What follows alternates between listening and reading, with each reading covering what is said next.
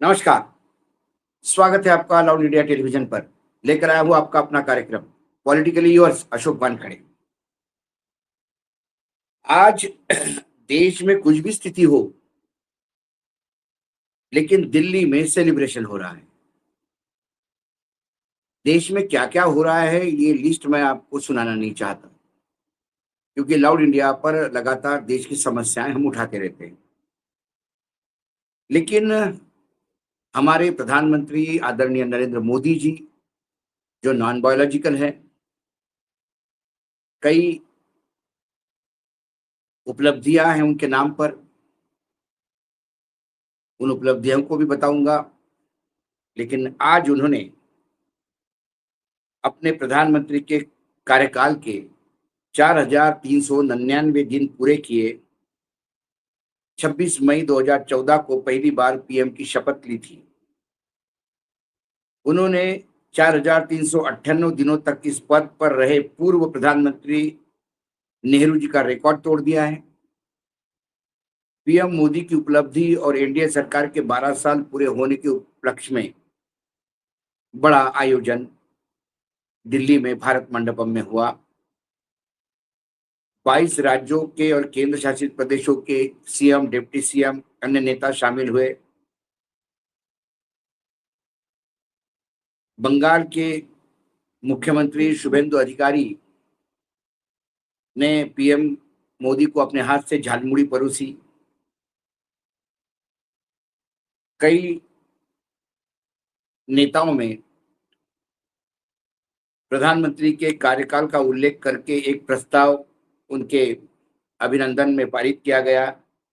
चंद्रबाबू नायडू ने रखा, नागालैंड के मुख्यमंत्री रियो ने उसका समर्थन किया और इस प्रस्ताव में मोदी के नेतृत्व में स्थिर शासन, विकास, सुशासन और विकसित भारत के लक्ष्य की दिशा में किए गए प्रयासों का जिक्र किया। अब ये जो जिक्र है, ये क्या उपलब्धियां हैं, ये हम भी इस पे बात करेंगे। लेकिन अभी तक हुए प्रधानमंत्री के कार्यकाल में नरेंद्र मोदी का आज तक मतलब 10 जून तक 4,399 दिन उनके हो गए। जवाहरलाल नेहरू के निर्वाचित पीएम के तौर पर 4,398 दिन थे, लेकिन 15 अगस्त 47 से लेकर 13 मई 52 तक वो प्रधानमंत्री के तौर पे रहे। तब चुनाव नहीं हुए थे, 52 में पहली बार चुनाव हुआ, तो उनका कुल कार्यकाल 6,131 दिनों का है। इंदिरा गांधी कुल 5,831 दिन रही, लेकिन लगातार शासन में वो 4,078 दिन रही, क्योंकि बीच में एक गैप आ गया। मनमोहन सिंह 2 टर्म रहे, 3,656 दिन उनके, और अटल बिहारी का कुल 2,272 दिन रहे प्रधानमंत्री। इसमें 1,682 वो लगातार रहे।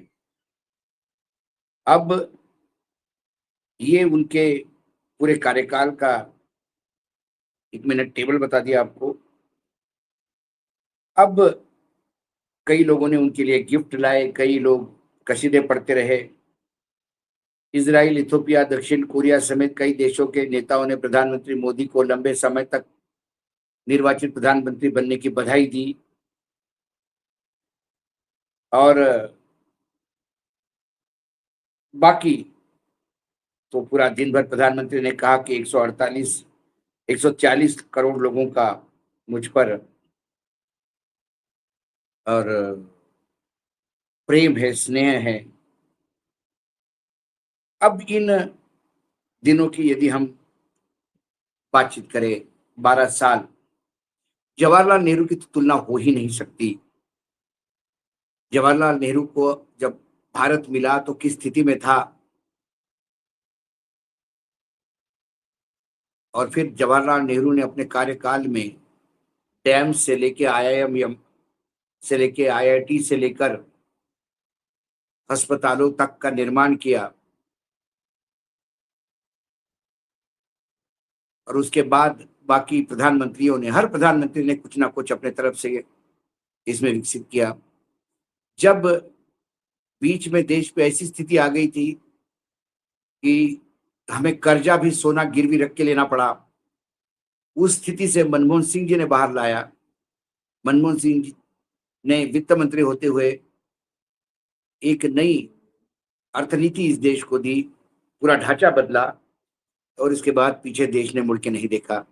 राजीव गांधी के कार्यकाल में कंप्यूटर ने जो क्रांति की, आज भी हम सर्विसेज एक्सपोर्ट में यदि कुछ करते हैं, जो हमारे सॉफ्टवेयर इंजीनियर का जो बोलबाला है विश्व में, और सिलिकॉन वैली में भारतीयों का यदि आवाज बुलंद है, तो इसके पीछे कई लोगों की मेहनत है। मोदी जी ने क्या किया? मोदी जी ने उपलब्धि जो रही 12 साल में, 54 लाख करोड़ का कर्जा 2014 तक इस देश पर था। मोदी जी की उपलब्धि है कि उन्होंने उसको 200 लाख करोड़ के ऊपर पहुंचा दिया। उन्होंने जीडीपी की ग्रोथ बताने के लिए या विकास दर बताने के लिए जो बेस ईयर है उसमें ही बदलाव किया, ताकि कम से कम मैं कुछ कर रहा हूं ये दिखे। 2014 के बाद रुपए की स्थिति क्या हो गई, डॉलर कहां पहुंचा। 2014 के पहले इस देश में भूखा कोई नहीं सोता था। काला हांडी में भूख के कारण मरने वालों की खबरें एक जमाने में छपा करती थी। उसके बाद ग्रीन रिवॉल्यूशन आया, देश के अनाज के भंडार पूर्ण रूप से भरे हुए थे, महंगाई थी, कहीं बेरोजगारी बढ़ी, अकाल भी आया, बहुत सारे चीजों का, और आपात जो प्राकृतिक आपदा है इसका भी संकट अलग अलग प्रधानमंत्रियों ने झेला। लेकिन नरेंद्र मोदी के आने के बाद 81 करोड़ लोग इस देश में ऐसे रहे जिन्हें यदि 5 किलो अनाज सरकार से नहीं मिलता तो वो भूखे सोते। यह प्रधानमंत्री ने खुद कहा।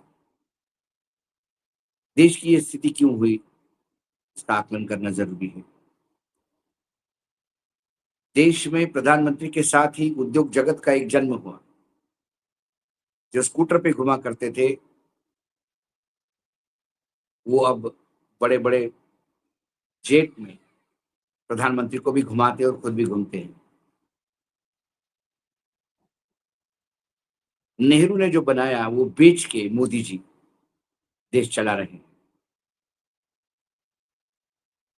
नेहरू जी ने हमेशा रोजगार को इज्जत दी, इन्होंने पकोड़ा तलने वालों को रोजगार कहा।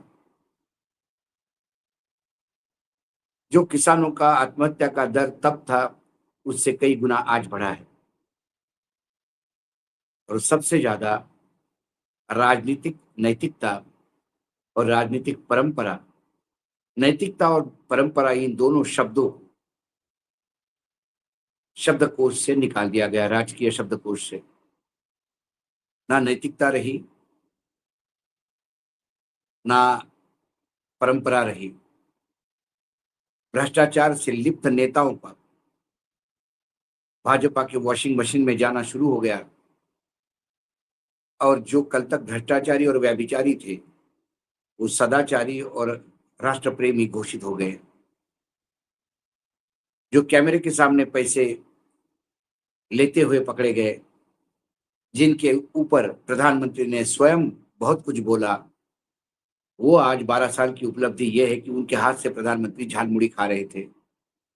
शुभेंदु का शुभेंदु अधिकारी जो बंगाल के मुख्यमंत्री है, जिसके भ्रष्टाचार को लेकर बीजेपी ने सदन बंद कर दिए थे, चलने नहीं दिया विधानसभा आसाम, वो आज उनके मुख्यमंत्री है।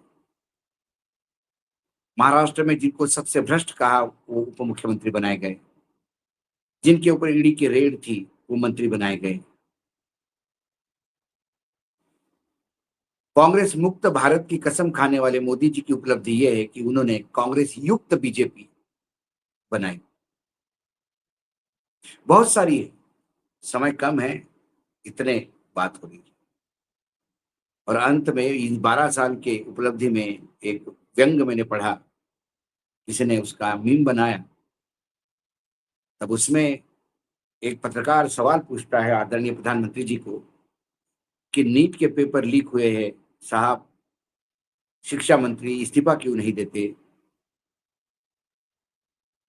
तो उन्होंने कहा कि धर्मेंद्र प्रधान का इस्तीफा मैं कैसा ले सकता हूँ? एक जो मतलब नीम है ये, आर्टिफिशियल इंटेलिजेंस से बनाया हुआ। उन्होंने कहा कि यदि मैंने धर्मेंद्र प्रधान का इस्तीफा लिया, तो मुझे फिर वित्त मंत्री का इस्तीफा लेना पड़ेगा, क्योंकि महँगाई कहाँ पहुँची है देख लीजिए। मेरे प्रिय मित्र और एप्स्टीन के एजेंट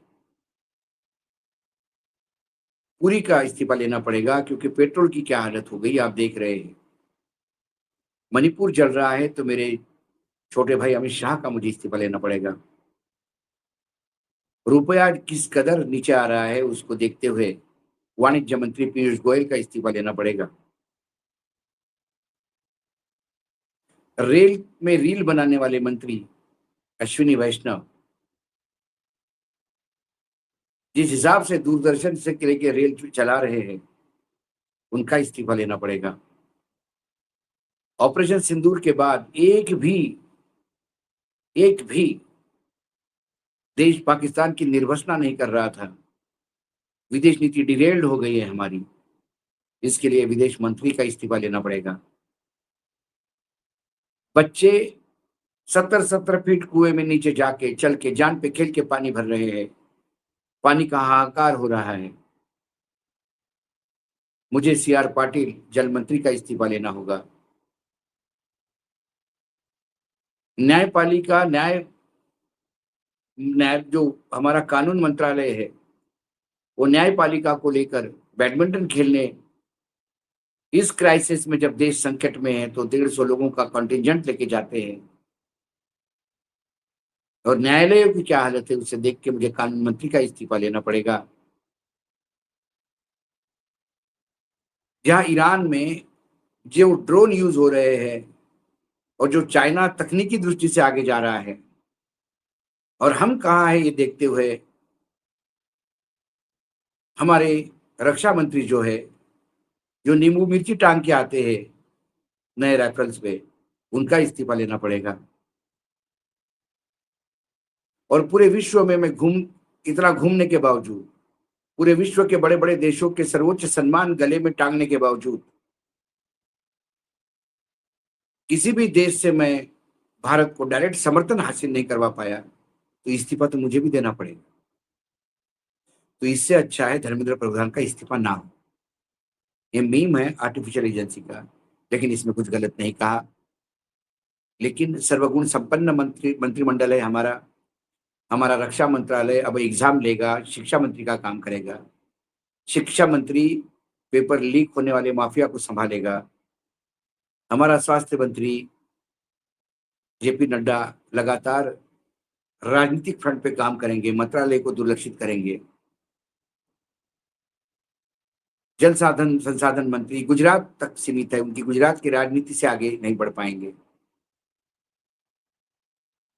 अमित शाह जी जिनको गृह मंत्रालय संभालना है, वो पूरा चाणक्य का रोल में पार्टी संभाल रहे हैं। सर्वण गुण संपन्न है, कोई भी मंत्री कुछ भी काम कर सकता है हमारे यहाँ। हमारे पेट्रोलियम मंत्री वीजा दिलवाने का काम करते हैं ईस्टर्न के लोगों को। विदेश मंत्री पाकिस्तान कहाँ दलाली करता है इस पे ध्यान देते हैं।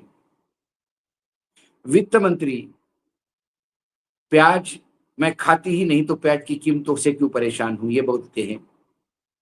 वो एग्रीकल्चर मंत्री बनना चाहिए। हमारे एग्रीकल्चर मंत्री को बेसिकली शिवराज सिंह चौहान को कम ये ब्रॉडकास्टिंग मंत्री होना चाहिए, क्योंकि 24 घंटे वो एग्रीकल्चर पे कम और मोदी जी की गाथा और मोदी जी चालीसा पढ़ते रहते हैं। हमारे आईटी मिनिस्टर कम्युनिकेशन और आईटी